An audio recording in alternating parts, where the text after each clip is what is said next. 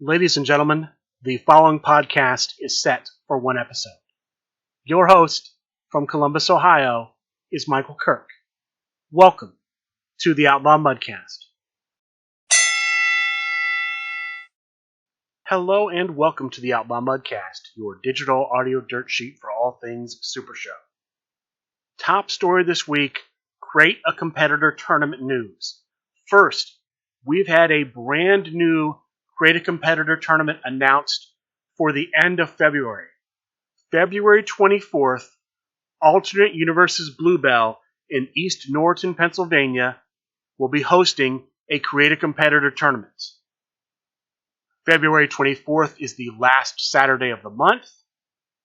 We don't have any news about any featured matches, about the cost to participate in the tournament, about any potential promo cards. We do know the format for the tournament.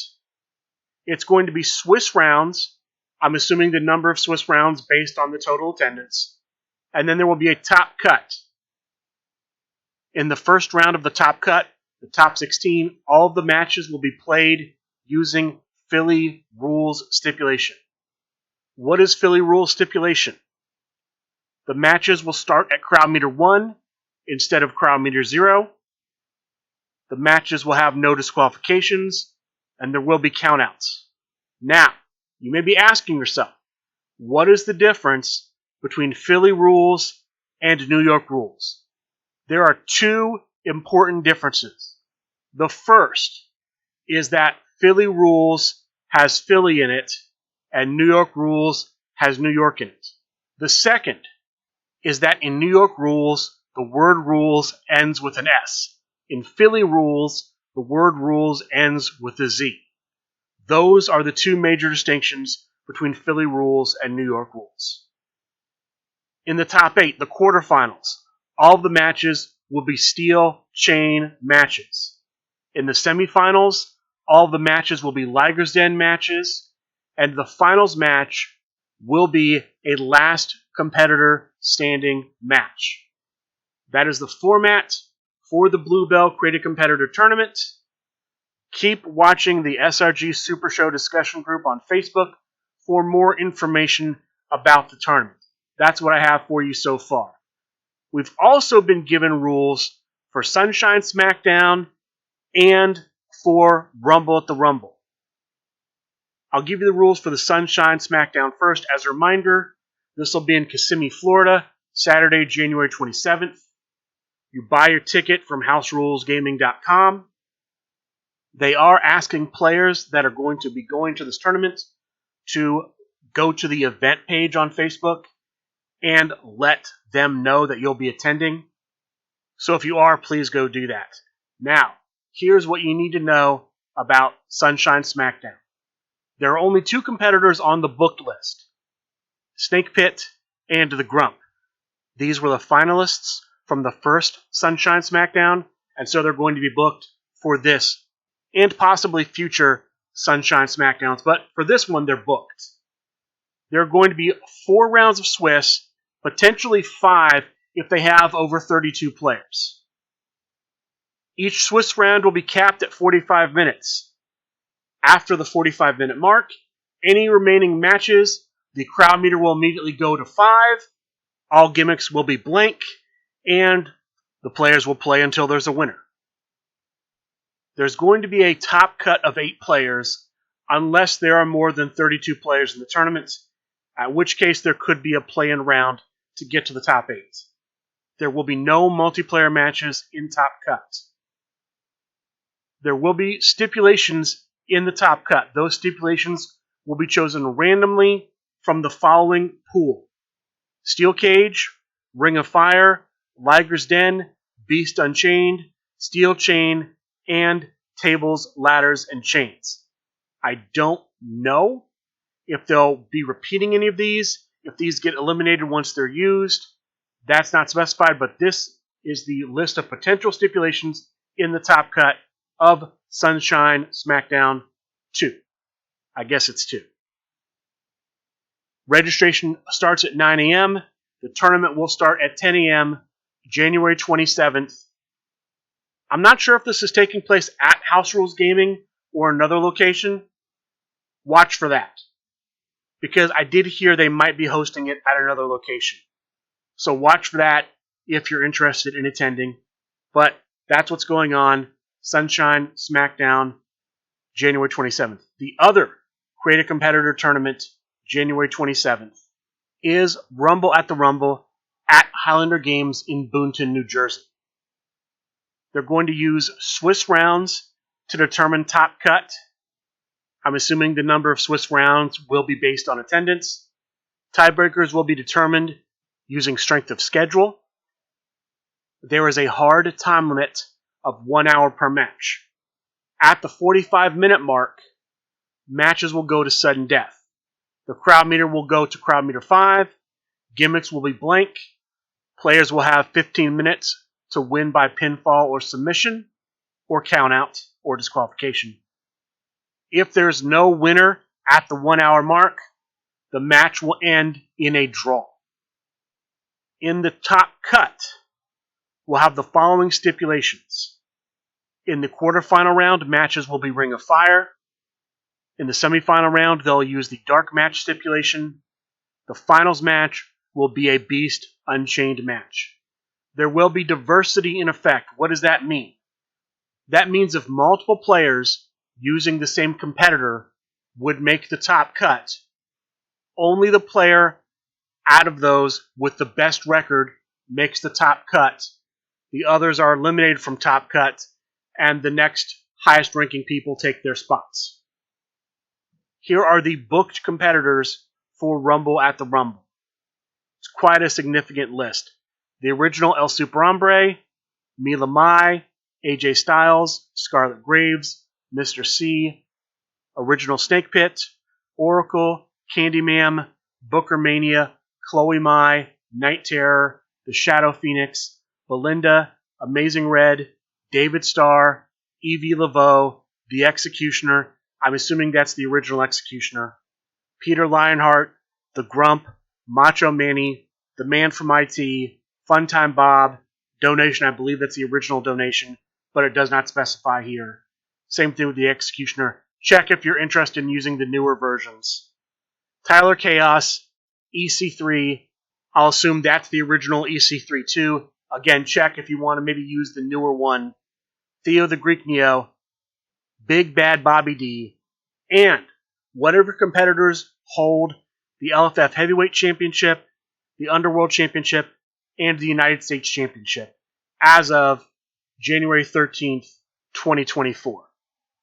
Which means The Witch's Apprentice is booked. Because, and I'll talk about this later, the LFF World Heavyweight Championship was defended on December 29th, and the champion retained, the champion using The Witch's Apprentice. The next LFF World Heavyweight Championship match will be at Rumble at the Rumble on this date, on January 27th. There will also be, after the Create a Competitor tournament, an over-the-top Grand Battle match, assuming it's open to whoever wants to sign up for it.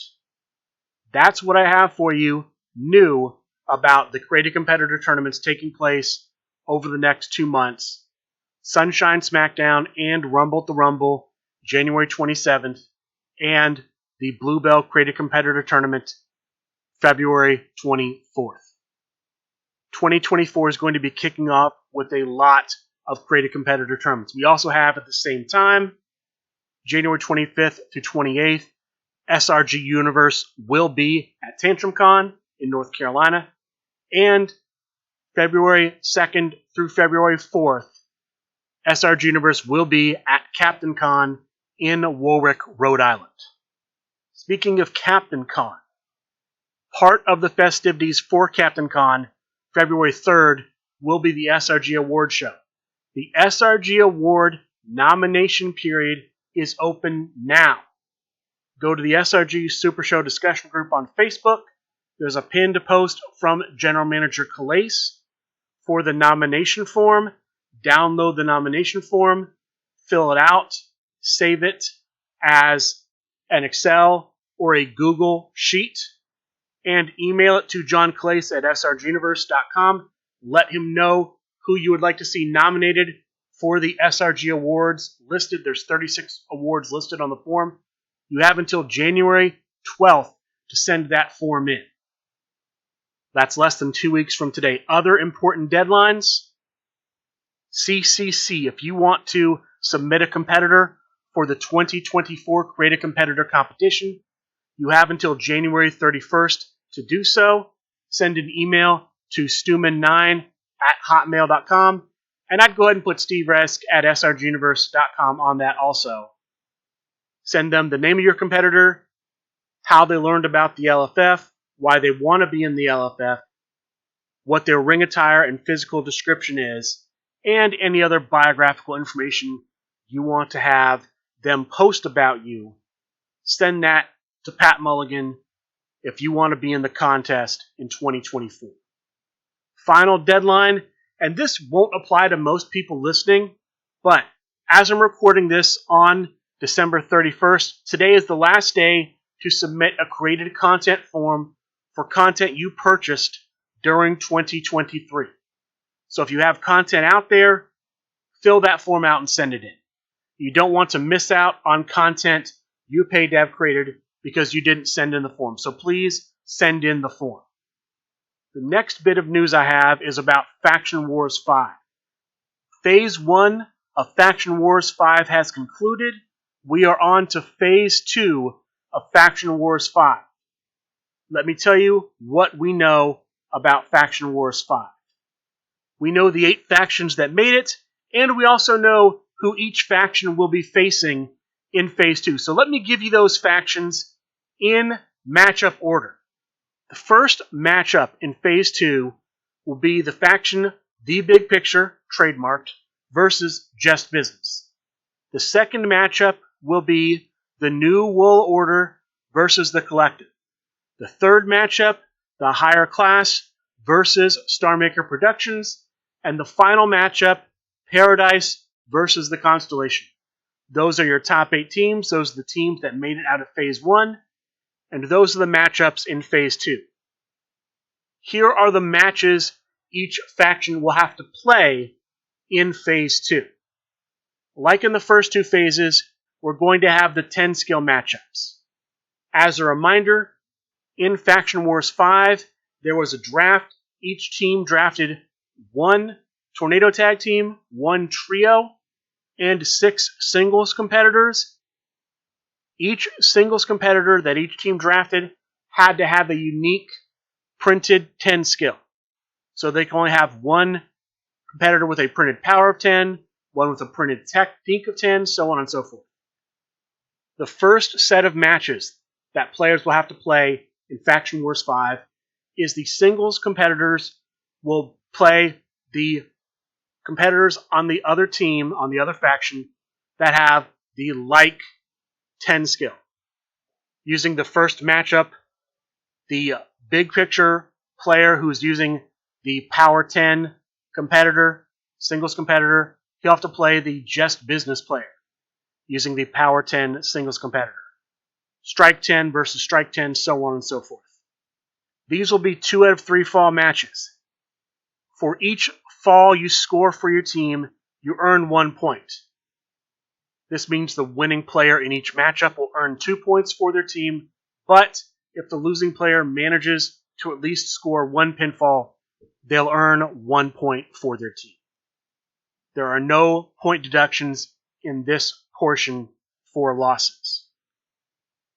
The players on each team that are playing the Tornado Tag Team and the Trio, and it's 1 player playing both for each faction, they will face each other, play 1 Tornado Tag Team match and 1 Trios match. 1 fall for each match. The winner earns 2 points for their faction. No penalties for losing. Draft position matchups. The singles players will pair off based on the order in which their competitor was drafted. Each faction is going to have to look back at their draft, figure out, okay, which was the first singles competitor drafted, which was the second, third, fourth, fifth, and sixth. Get those determined. The first singles competitor, say the Big Picture drafted, will have to play the first singles competitor, just business drafted, so on and so forth. These are 1 fall to a finish matches. The winner earns 1 point for their team. There's going to be a premier player match. Each faction will choose 1 player to be the premier player. That player can't be the captain. They can't be the premier player in the previous round. General Manager John Clace will assign 3 random stipulations for the premier player match. Each stipulation will be played. So this will be a 3-fall match. For each fall the premier player scores, they'll earn 1 point for their team. For each fall that is lost, a point is deducted from your faction. So, if the Just Business player wins the 3 falls in the premier player match, his team adds 3 points to their score. His faction adds 3 points to the score. The big picture player, his faction would lose 3 points. What this means is that if one team wins every match, they will go up by 3 points. The other faction will lose 3 points. If they split, if it's 2 wins and 1 win, then the first win and loss for the team that won 2 will offset, and the faction that went 2-1 in the premier player match, they'll earn 1 point for their team. The faction that lost in the 2-1 scenario will lose 1 point for their team. That's the premier player match. Tag team match. Each faction will pick 2 players to be in a tag team. They cannot choose the premier player as one of the 2 members of the tag team. Captains can be chosen. That's the way I'm reading what I have. I don't see a prohibition for captains being picked for the tag team. This is a 1-fall match. The winner will earn 2 points for their faction. If the winner wins and the crowd meter is 6 or greater, they will earn 3 points instead of 2. Those are the matches for Phase 2 of Faction Wars 5. Teams will obviously know who their 10-skill matchups are, who their draft position matchups are, and who the Tornado Tag and Trio matchups are. Factions won't know ahead of time who their opponent in the Premier Player match is going to be. I also don't believe they'll know who the opposing tag team is going to be ahead of time. They have from now until January 14th, just before midnight, so right as Sunday, January 14th ends, they'll have until that date and time to submit their deck lists for each member of the faction. They have to email those to John Clace at srguniverse.com. The 1 through 30 cards can change. The competitor, the entrance, the spectacle type cannot. Once the deck lists are sent in and Phase 2 match play starts, players have until February 10th to complete all of the matches in Phase 2 of Faction Wars. If there happens to be a tie, John Clace will determine what the tiebreaker will be. That's what I have for you on Faction Wars 5. I will watch it as best I can and give you updates when I have more information. That is pretty much the news I have for you this week. Let me talk about the online tournaments and featured matches from this past week. Only one online tournament that I'm aware of. Thursday night, we had Thursday night fights. 12 players in this tournament, group stages in the opening rounds, 3 groups, 4 players per group. Each player plays the other 3 members of the group. Top 2 records per group advance to the top cut. Only one match in the top cut. A 6-player birdcage match that went almost 2.5 hours. The first 2 men in the match were Ken Fouché playing as the Grim Librarian and Bob Dunn playing as King Greatness, the newest version of King Greatness. The next man in was Trey Cantrell playing as Long Balls Larry, followed by Simple Chuck at number 4 playing as Captain CJ Sparra, Brother Dan of the Mission playing as Fast Hands Cam came in the 5th spot, And the final man in the birdcage was Carlos Lumbre, playing as new competitor El Super Santa. This match went all the way to crowd meter 7, the final crowd meter, the highest level in a birdcage match, before anyone was eliminated. We did not have an elimination until around the 90-minute mark, when Brother Dan was eliminated by Simple Chuck. The next elimination, about an hour and 40 minutes in, was Trey Cantrell. Bob Dunn eliminated Trey Cantrell. The third man out, Carlos Lumbre. He was eliminated by Simple Chuck at around 2 hours in. Simple Chuck would be the next man out. He gets eliminated by the Brain around 2 hours and 20 minutes into the match. So it comes down to the first two men. The first two men in the birdcage are the last two men standing. Ken Fouché, the Grim Librarian, versus Bob Dunn as King Greatness. And at around 2 hours and 30 minutes into the match, both players able to hit a finish.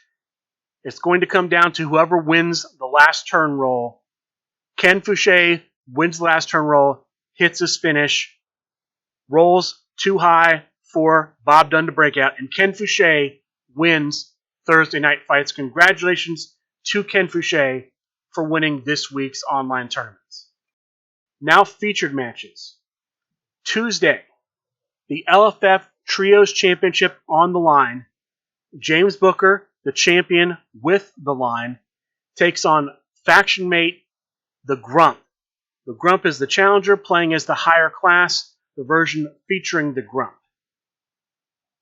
A little background on this match. The Grump had been angling for a shot at the Trios Championship. The Trios general manager said, look, here's the deal. James Booker, your faction mate, is getting a shot at the belt. If he wins, you get to play him for the belt. If he loses, you can't get a shot at the belt until you win some kind of qualifying tournaments. Well, James Booker won, became champion, so now the Grump is getting his shot. This match ends up going to Crowd Meter 1. The winner at Crowd Meter 1, new LFF Trios champion, the Grump. This makes the Grump what they call a Grand Slam champion. He has won the LFF World Heavyweight, Underworld, Tag Team, Tornado Tag Team, and now the LFF Trios Championship. So congratulations to the Grump for achieving that feat. I know John Porverino has achieved that feat.